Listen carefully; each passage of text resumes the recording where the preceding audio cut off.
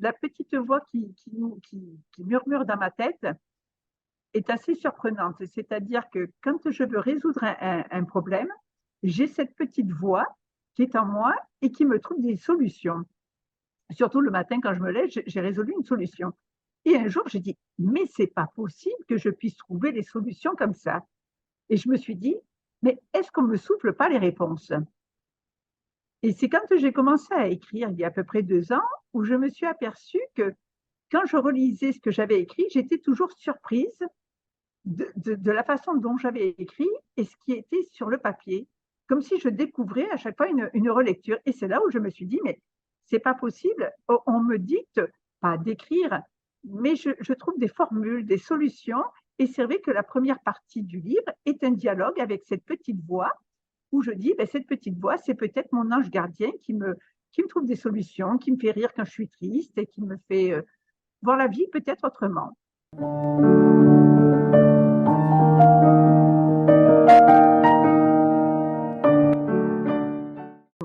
Quand on vit le divorce, effectivement, le divorce tel que je l'ai écrit, c'est aussi ce que j'ai pu ressentir avec ben, cette colère. Et même, euh, si vous voulez, le livre parle de choix. C'est-à-dire qu'à un moment donné, nous faisons des choix dans notre vie. Et comme je dis toujours, il n'y a pas de bon ou de mauvais choix. Il y a les choix qui nous appartiennent. Donc, c'est vrai que j'ai pris une décision qui m'appartenait. Et c'est vrai que j'ai fait du mal autour de moi en prenant une décision, puisque j'ai peiné beaucoup de personnes, ma famille, mes proches, mais il fallait que je prenne cette décision pour me retrouver moi-même. C'est-à-dire qu'à un moment donné, si vous vivez une relation qui vous subissez, vous ne pouvez pas vivre en subissant. Il faut un petit peu agir et il faut surtout agir et se libérer d'un poids. J'avais l'impression d'avoir une chaîne, un boulet. Et à un moment donné, je me suis dit, il faut couper cette chaîne pour me libérer. Mais c'est vrai que les décisions sont prises des fois dans la douleur. Je l'ai prise aussi, on est aussi en colère de cette décision, mais il faut les prendre pour se sentir plus libéré. Et c'est vrai qu'après, j'ai accepté ben, cette solitude, puisqu'on est seul, et de vivre ma vie autrement, de choisir d'autres amis, un autre travail. C'est savoir balayer devant sa porte et franchir les portes. Voilà, c'est surtout ça. Savoir ouvrir les portes et, et aller de l'avant et ne jamais regarder derrière parce que c'est une forme aussi de culpabilité. Il ne faut pas regretter ce qu'on a fait. Par contre, on peut se tromper et on peut revenir sur une décision. Rien ne nous empêche de le faire.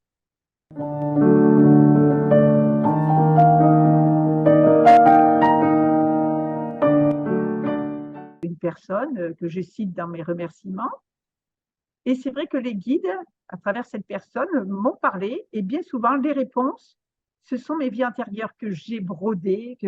Mais effectivement, j'ai été une messagère, j'ai été dans la religion, j'ai été dans la foi, j'ai été aussi un personnage avec un costume pour l'équité, pour être euh, pour un peu défendre la veuve et l'orphelin. Oui, j'ai eu ça dans des vies antérieures, parce qu'on a beaucoup de vies antérieures, effectivement. Tout ça pour dire qu'à un moment donné, nos vies, même quand on est ici-bas et qu'on renaît, ça fait reset, on oublie tout ça, mais on n'oublie pas totalement, puisqu'à chaque fois que nous allons passer des épreuves, quand on ouvre des portes, on passe des épreuves et on se dit, mais comment ça se fait que ça, je l'ai fait? Je me trouve des fois un peu autodidacte quand je fais les choses. Je peux parler de choses que je ne connais pas en me disant, mais d'où me vient tout ça? Et je pense que c'est mes vies antérieures qui m'ont fait grandir et qui me... Je parle souvent de sagesse en disant, euh, je viens de passer un palier avec mes sagesses. Donc c'est vrai que je dis toujours, la sagesse vient en vieillissant, dommage qu'elle arrive si vite. C'est dommage qu'on n'est pas si sage quand on est jeune. Pour vous, notre incarnation, est-ce qu'elle est un jeu? Est-ce qu'elle est une illusion? Je pense au film Matrix, par exemple, que vous avez peut-être vu. Et si c'est le cas, existe-t-il et avez-vous rencontré dans votre vie des indicateurs de la réalité? J'ai des amis je suis entourée de gens qui ont vécu beaucoup de choses, qui peuvent parler avec les entités. Je suis entourée de médiums, d'énergie, de personnes qui ont de l'énergie, tout ça. Et ce qui est bizarre, c'est que je sais que je suis une vieille âme, donc ça ne me le demandez pas pourquoi. Je le sais par rapport à ma façon d'être, de comprendre les gens, parce que je suis là aussi pour passer quelque chose, mais pas pour écouter. Il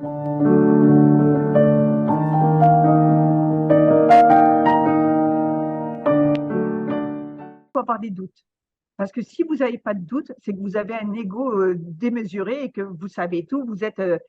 Par contre, les doutes vous permettent de vous poser des questions et ces questions vont vous permettre d'avancer.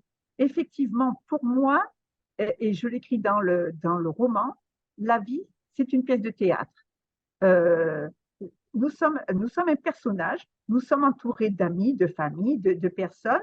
Et alors, je ne dis pas, mais il faut se faire plaisir. On est là pour se connaître soi-même, pour se faire plaisir et faire plaisir aussi aux autres personnes. C'est-à-dire ne pas être, il faut être dans la bienveillance. Si on veut que tout se passe bien, alors je suis de nature positive, mais si, il faut entretenir cette positivité. C'est-à-dire que si j'étais toujours négative, eh bien, je ne serais pas bien dans ma tête, pas bien dans mon, voilà, je ne serais pas bien, mais ce reflet, je le reflète, je vais le refléter aux autres personnes. C'est comme quand une personne vous agresse, automatiquement, votre façon de faire, ça va être de l'agresser. Alors qu'à un moment donné, si vous êtes agressé, que vous êtes bien, que vous savez vous maîtriser, c'est de dire, oh, oh, attention, tu es en train de me parler comme ça, il faudrait que tu revoies parce que je ne t'ai rien fait, tu es en train de me... Et puis, hop, la personne va s'excuser. Ça m'est déjà arrivé. Donc, c'est savoir calmer les personnes, mais se sentir bien. La plus grande joie dans la vie, c'est d'être bien. Malgré tout ce qui nous entoure, je vois bien les malheurs, je vois bien les guerres, je vois bien tout ça, et je suis en colère, même si ça ne se voit pas.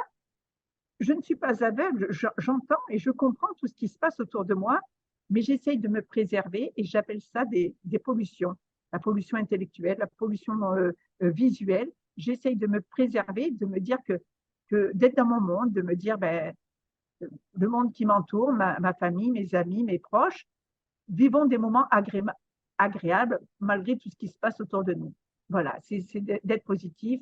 Et je dis toujours, ayez des doutes, ça nous permet d'avancer. Eh bien, bravo pour vos doutes, bravo pour cet ouvrage. Merci pour votre façon de nous conseiller de vivre le mieux possible, avec les colères que l'on peut diminuer et de l'espoir que l'on peut multiplier.